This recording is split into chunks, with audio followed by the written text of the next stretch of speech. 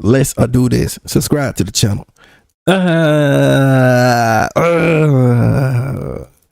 Y'all settle down. Let me do this.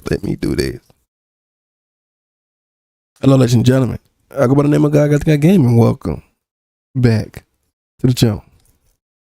The second channel. I try to do the thumbnail. Y'all see the title. And today we got your boy Patrick. See. Okay. And this is how Beyond Scared Straight failed to prevent kids from becoming criminals and stuff like that. So yeah, I ain't really know, man. You know what I'm saying? Like, you know, I liked that show. I think some people changed, and I think some people, you know, they changed. So, you know, yeah, but you know, how y'all day been? Y'all been doing good? I've been doing so. You already know. Link go down the description below. Like, subscribe, around. Follow me out there on Kick, bro. On Kick. But you already know my slogan. I am the greatest. And the worst, I am. Let's go. Straight is easily one of the most controversial shows in history. Parents of troubled youth pay for their children to tour the inside of a prison or county jail so they can be exposed to the dark reality of life behind bars. When they arrive, they meet with real inmates who strike fear into them with threats, with the goal being to prevent today's teenagers from becoming tomorrow's prisoners. But their exposure therapy techniques are definitely questionable. What the f*** wrong with you, dog? Chill out. You are starting in the wrong way. This Kool-Aid, we put this on just like you. Lick your lips. Now stick your hand in that Kool-Aid. Just stick it in there. Now take your finger, just do this to the bottom one. Come here. I kiss you, you orange flavor mother. Nah, I remember that had me, bro. When I saw that had me rolling. Oh my God, no, bro. What type of lesson is that? You ready? I saw all that, bro. I'm like, God, they were doing their thing. And I'm like, God, yo, man, cringe. You were hard, you want to be hard. There you go, you want to do, try me. Yeah, try me. I want you to try me. Try. Now, there's no doubt that the show is entertaining and has given us some pretty hilarious moments over the years. However, our entertainment is at the expense of children's suffering. And the craziest part is, it has been proven on multiple occasions that Scared Straight doesn't work. In fact, it might actually increase their chances of becoming lifelong criminals. I be feeling like someone was trying to I feel like someone want to join that show.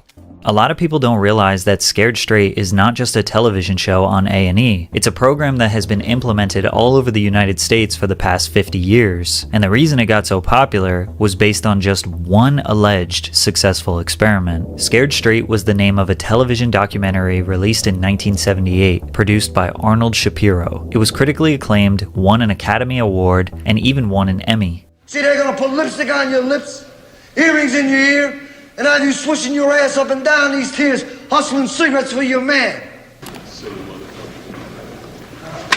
What did I say, mother? You here for 2 hours? And that's a boondock. This reminds me of boondock. You belong to us for 2 hours.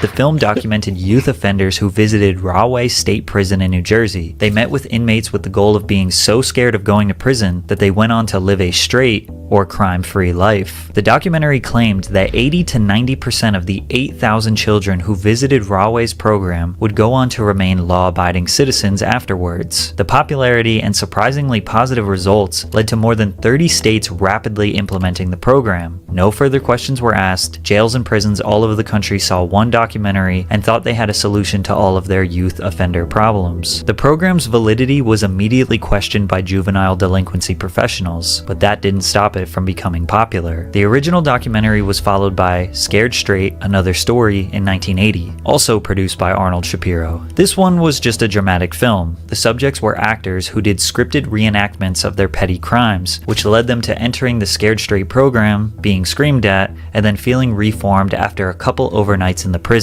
Then in 1987, Scared Straight, 10 years later, aired. I'll be your host. That Whoopi Goldberg?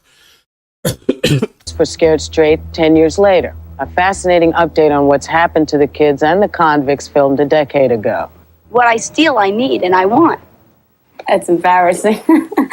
10 years ago, yeah, I did that. I did that to look good. Now the difference is I want to look good, but I like to pay for what I take. We got to see the original 1978 crew, and they all explained how much the program changed their life for the better. The second half of the documentary introduced a new group of troubled teenagers. After their trip to Rahway State Prison, the documentary claimed that all 17 of the youth offenders were crime-free just 3 months after their visit. Then MTV connected with Shapiro for another sequel, Scared Straight 99. This documentary was potentially the most raw and shocking of them all. The prisoners were threatening these kids to levels we had never seen before. One inmate made a kid hold his pocket as he walked around the cell. As a matter of fact, hold on to this mother. Hold on to my crack white. Don't get killed, mother. Yeah. Hey, they wanna be Mr. Big and Bag and Tough. Do what you gonna get. You walk with me, mother. This was highly regarded as one of the best out of the series, and people still genuinely believe this was an effective form of therapy for youth offenders, which makes sense when you consider the societal standard during this time period. Mental health issues that are widely known today had not been vigorously studied. Mental health as a whole wasn't taken as seriously as it is now. Plus, it was a lot more common for parents to use tough love and physical punishment to discipline their children. These programs were seen as an extremely cheap and convenient solution to a very complex problem that is juvenile delinquency. But where Scared Straight received renowned media attention was when they released their 20 years later special. They claimed that of the 17 original 1978 children, only one of them became a career criminal. The 95% success rate shocked news publications. Scared Straight was a miracle solution. They used 17 people's stories for 20 years to justify this entire program around the United States. But the popular A&E series you all know and love didn't come until 2011 and was produced by the same man,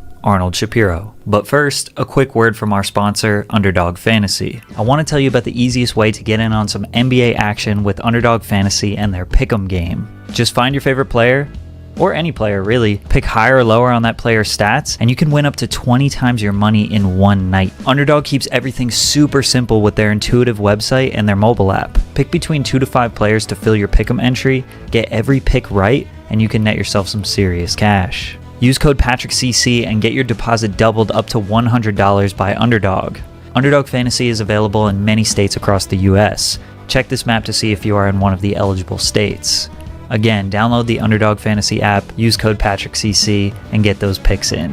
Thanks, Underdog Fantasy. So by the time most of us became aware of Scared Straight, it had already been a well-seasoned program all over the United States for 30 plus years. Beyond Scared Straight was a TV show that documented the experiences of troubled children as they embarked on a forced tour of a maximum security prison or jail. During the tours, inmates and officers would go to the greatest lengths, screaming, locking them in cells, putting lipstick on them, roughing them up, anything they could do to shock the children and make them terrified of going to prison in hopes that it would steer them clear of a life of crime. What's up? You like to fight, homie? That's what you like to do, huh? You little bitch. You's a bitch, homie. You's a Pop-Tart. I see right through you, homie. You bitch. But see, they liking them jokers ain't hitting them. That's all I'm saying. Like I be watching like someone be like doing all this and they smiling like them kids. Like bro, they are so lucky that they can't. Them boy can't touch them. But it would have been over. Better not stop. You better. Yo, hard, man. You hard. You want to be hard? There you go. You want to do? Try me. You smirk at me. He says he don't know. You can't speak up, can you? Are you smirking Why can't you at speak me? up? Fact, bitch, you hold this. You drop it, I'll smack out of you. I don't give a about going. This was the most staggering and horrific Scared Straight program we had ever seen, and people loved it. The show's premiere alone attracted a staggering 3.7 million viewers, making it the most watched original series debut in the network's history. The undeniable success of Beyond Scared Straight led them to producing 83 episodes across 9 seasons. Cali GA. Come on, man. Oh. Shout to GA in the building.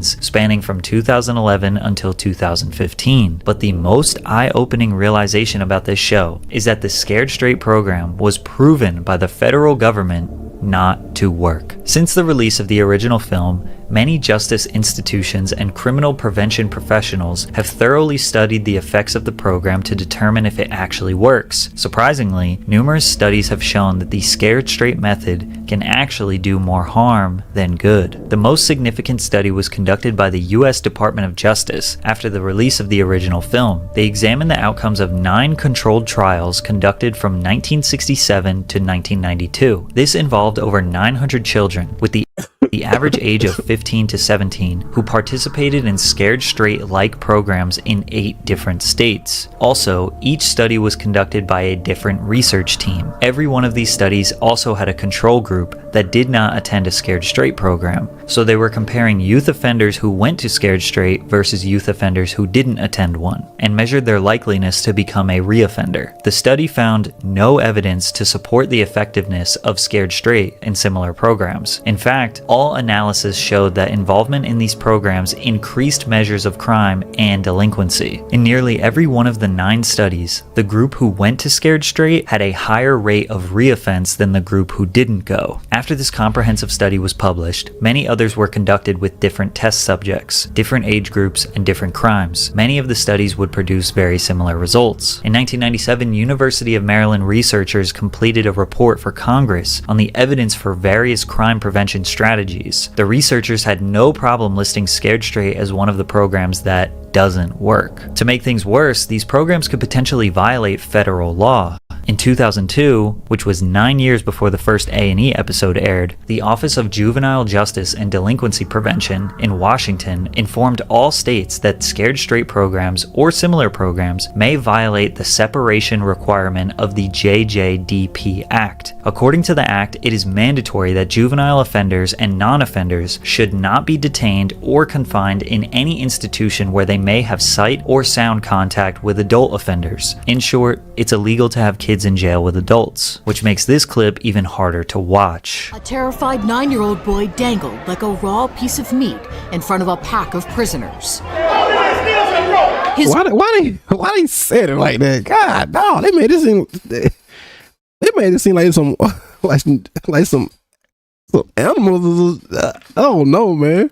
Crime, stealing pocket change from his mom, and lying. I think we can all agree that traumatizing a child to this degree for stealing pocket change, yeah, I'm gonna say, yeah, this was crazy traumatized, is insane. Then filming it, editing it, and putting it out into the world is next level. One time they even showed these children a body and described to them what their parents would experience if they go to jail and die while on the inside. These programs typically break these children down. They start crying, are mortified, and just want to go home. But the sad part is, their home life is probably rough as well. On the surface, the concept behind these Scared Straight programs makes sense. Troubled kids are so afraid of prison that they change their ways to avoid such a dark future. However, there are multiple examples that say otherwise. Toby Keith Johnson was first featured on the show on season 3, episode 13. He was quiet and didn't show any emotion. The guards tried to break him down and make him feel bad about his choices, but he didn't budge. At the end, when the parents reunite with the children, Toby's mother didn't show up. 8 months later, Toby was featured on the show again. This time, he was an inmate. He was incarcerated for allegations of assaulting his mom. He got out 2 years later on parole, but sadly, continued a life of crime. He was arrested multiple times on meth and gun charges, but the most recent one was the worst of them all. In August of 2020, he was arrested for imprisoning a 25-year-old woman and making threats of harm, with Johnson forcefully grabbing the victim by the throat, choking her, and violently throwing her to the ground. The aggression continued with it, even going as far as Toby threatening her with a knife. Law enforcement would report visible signs of bruising on the victim's neck. I think it's pretty obvious that Scared Straight had no positive effect on Toby whatsoever.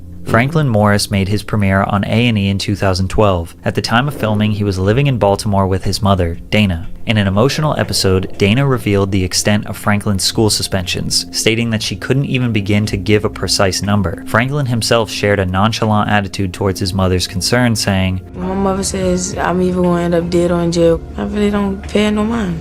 At the young age of 14, Franklin participated in the program, already having convictions for gambling and vandalism. One of the incidents that landed Franklin a spot on the show saw Franklin and his friends wreak havoc in a store, knocking items off the shelves and vandalizing a local shop. Years after his time on the show, Franklin Morris became one of 3 teenagers who met a grim fate near a playground in North Baltimore. Alongside a 19-year-old and a 17-year-old, Franklin was found shot in the head and pronounced dead at the scene. Oh my God. That's sad, bro. What I thought about going to the jail was, it really wasn't no big deal. The reset program, it didn't change me. It really don't feel no different. Since the majority of the show's participants were children at the time, it's hard to find the long-term results of their lives. However, based on what I found, it seems like a lot of them went on to live regular lives. If you search what happened to so-and-so from Beyond Scared Straight, most of what you find is clickbait leading you to an Instagram page of someone who we can't confirm was actually on the show. So if the program has been proven to be ineffective through various extensive studies across the past 30 years, why did they do a show about it? Well, that's because the guy who has built his entire career from this program, Arnold Shapiro, is fully convinced that this program is a good thing. Shapiro says that all the extensive studies are totally irrelevant because they were done from 1967 to 1999. He also said that only the academic community believes proper counseling for youth offenders works. If society had the money or resources to do that, that would be great if every kid could have years of counseling, but it's not realistic. It would be interesting if A&E used the millions of profits from the show to get these youth offenders counseling, since society doesn't have the money, right? Shapiro shrugs off the criticism of Scared Straight. There's every variation. It works for some, it doesn't work for some, but you can say that about any program that exists. Shapiro thinks that as long as it works for some, then it justifies the program. And since the program exists, he is happy profiting off of it. He has openly admitted that the children they decide to be on the show are not the ones that they think will change, but rather the ones with the best personality. It really is based on their personalities and what happens with them. We didn't have any belief that Brandon T. from Michigan, who stood up to the officers and just kind of had a meltdown, would ever change. Even when the tour was over, he got thrown out, but we still picked him because it was so explosive, and we never saw anything like that before or since. Although other kids have stood up to officers, it's amazing. When I went through high school or even college, you never thought you would disrespect a teacher or an authority figure, especially somebody in law enforcement, but these kids have no fear. It's crucial to question whether the pursuit of profits overshadows moral principles, as corporate interests often prioritize ratings and financial gain. Yeah, so I don't know how I feel about that guy. Like, he all for the money. That would pretty much get from he all about the money, man. He don't even care.